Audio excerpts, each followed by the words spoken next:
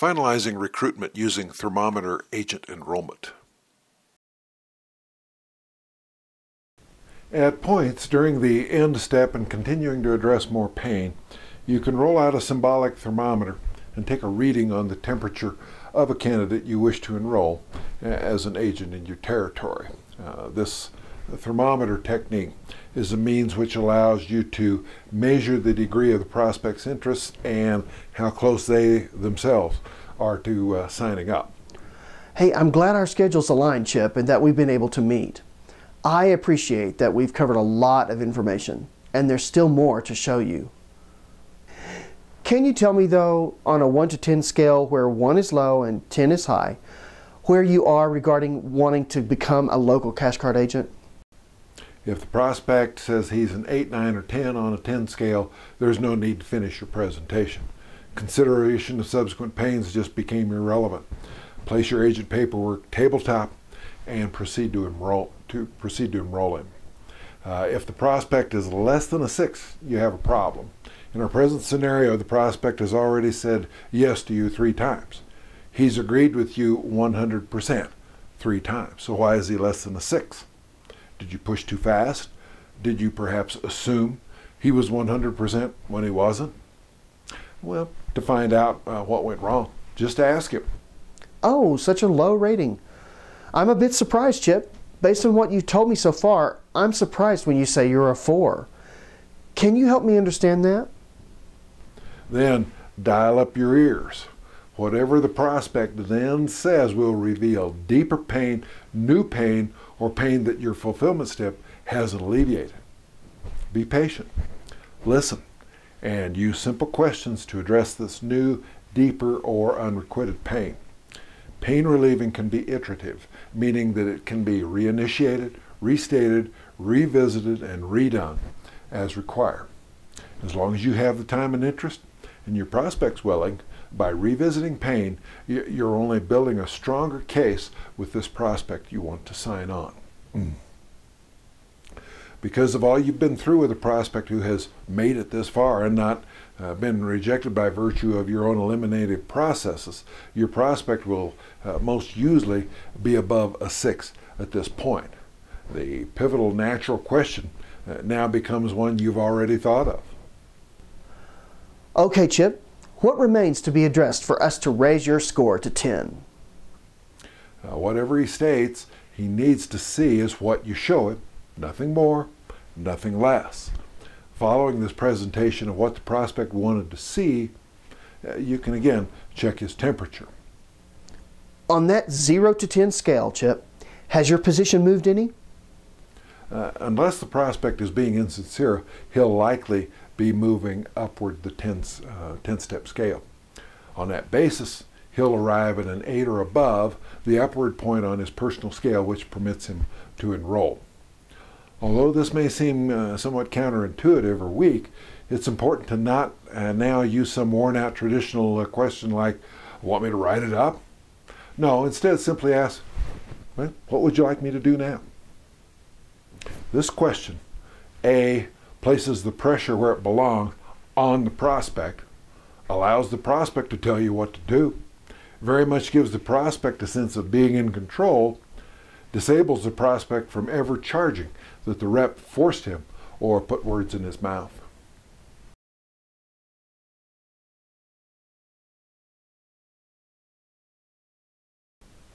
But what if money becomes an issue?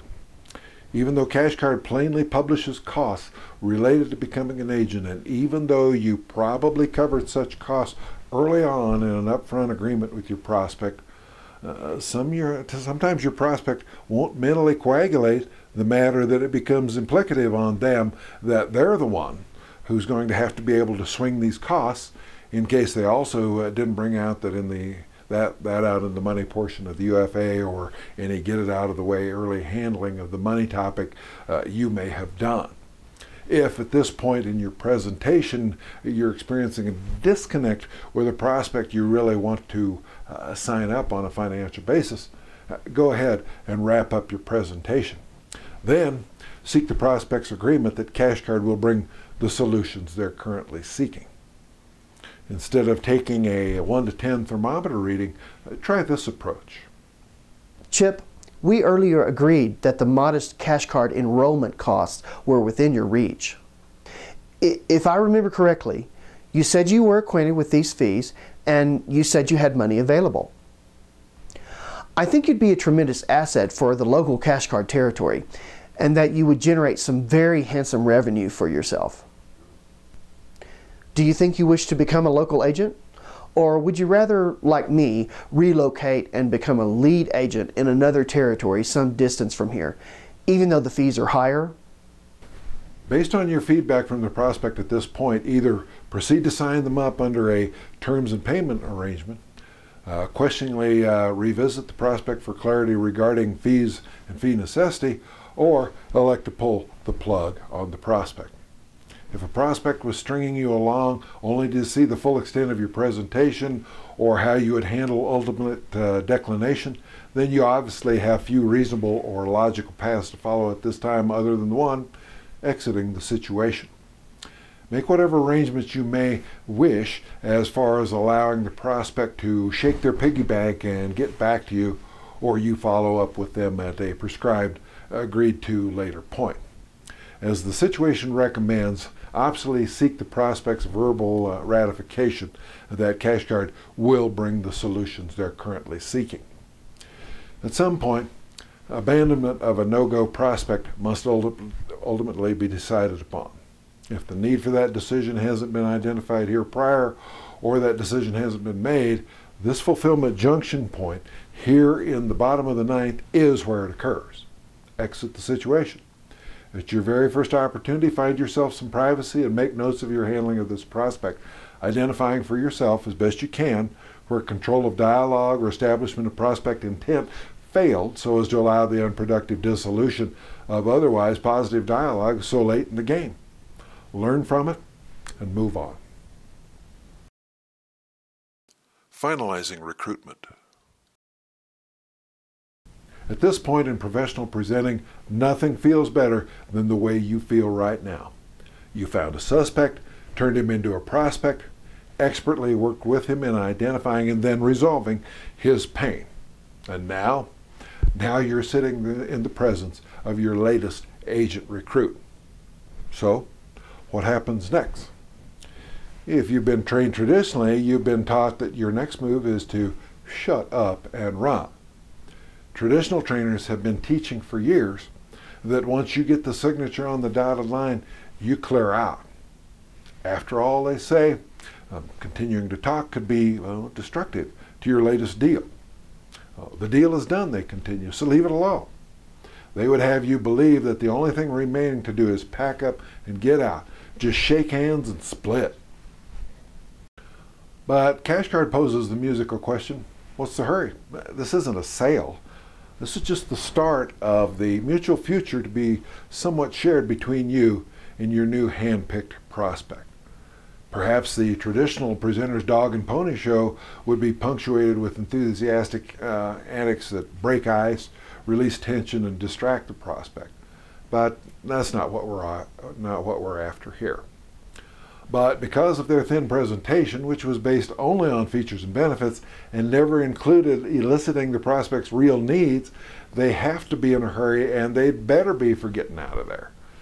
Recovering from his traditional features and benefits induced stupor, their prospect is about to wake up and regain his senses. By the time he finally traditionally comes to, he may well cancel his application and request his money back from them. By having gotten out of the way as soon as possible, the traditionalist figures that once he's out of sight, he's also out of mind. But the situation for the cash card lead agent is entirely different. This is the first day of the rest of your business lives somewhat closely linked based on mutual interest and gain. Unless there's a pending appointment to which the clock says one of you must run off, there's really no need for either of you to pack up and leave, particularly the lead agent. And the new recruit may appreciate you sticking around to calm their nerves some. While no one should want to squander any time, there's conversely no need to run off with any strings dangling which would benefit from being tied off soonest. There could, after all, be some of those loose ends remaining as the prospect is sold on becoming a new cash card agent, but can't help but be somewhat underinformed, as lots of this could still be new to him, and he's as yet been through no formal or informal training or specific exposure to the nuts and bolts of the business, particularly on a day-to-day basis. But you, as lead agent, you can feel great. Using the cash card presentation system, your prospect felt in control throughout the entire presentation process from start to finish. The prospect themselves personally decided to sign on or not to sign on. There was never any pressure. The prospect owns the decision, and it's very much an informed one. Certainly, there was a certain feeling of calm and assurance within the prospect that cash card is going to address their most crucial needs and motivations. Because of these things, the prospect is very comfortable with their decision, and the lead agent should feel absolutely no need to escape. Frankly stated, though, you and your new agent have just been through a lot, perhaps a number of calls and meetings prior to the prospect reaching this decision. Maybe one or both of you are tired. Certainly either or both of you could be a bit emotionally spent and fatigued. Often at times like this, it's best just to get up, shake hands, confirm the agreement, and make definite or approximate plans for the next meeting or conversation. A nice exit touch. So now at this concluding juncture, hand your agent the signed employment agreement and ask, Now, Chip, do you know what that is? Sure. It's the agent agreement I just signed with you. Not only is it our mutual agreement, Chip, it's also the solutions to your pain number 1, pain number 2, and pain number 3. If there are any doubts about moving forward, Chip, let's discuss them now. If not, you're telling me you're satisfied with the agreement. You're moving forward with Cash Card Local, and I won't receive a call, text, or email from you tomorrow telling me you've changed your mind. Is that fair? even if your new agent suffers some recruitment remorse or related minor uncertainty after you've departed, the fact that you gave the prospect the opportunity to back out will play a large part in the mentally and emotionally cementing of the prospect's decision to move forward as an agent. Should then any form of post-recruitment remorse shadow the prospect, your post-recruitment step won't be forgotten. Recruitment in this case is complete. You've done everything best practice would recommend you do. Your territory can now look forward to increased revenue via the new agent you custom hand selected and with whom you've already well begun building strong personal and professional relationships. Both you and the prospect have set the stage to win. Last stop, become a consultant. Let's say you have a prospect for whom you've gone the distance and done everything you possibly could, even though your A to Z techniques have been impeccable and your sign-on proposal couldn't be more well-rounded or better presented. Your prospect, for some reason, still won't become an agent. You've recovered the situation and restarted it more than once, but the situation is still a no-go and you're stuck. So now what do? What's your last gasp maneuver? Well, how about becoming a consultant? This last resort question will open up many prospects. Tell you what, Chip, can I stop being a cash card rep for a minute and be a consultant? Most prospects will be agreeable and say, okay. In the unlikely event that the prospect doesn't agree or doesn't say, you can continue with a final Columbo question like, are we done? When the prospect is agreeable to the idea of your becoming a momentary consultant, you have an opportunity. You must now impress upon the person as best as you can with a picture of what will happen if they don't become a cash card agent. Here's a sample of what you can say as a consultant. Here's my challenge, Chip. I believe that what I've shown you makes flawless sense for you, and I believe you'd make a tremendous cash card agent. It's obvious, though, that you don't seem to agree. So how do I tell you, without you becoming upset, that you're denying yourself several of the top benefits of being a cash card agent. In summary, the third-party perspective you here provide and the knowledge you give away as a consultant helps the prospect both better understand the situation and more easily recognize your offering as the best solution or set of solutions for his problems, or the pathway to the achievement of his financial goals.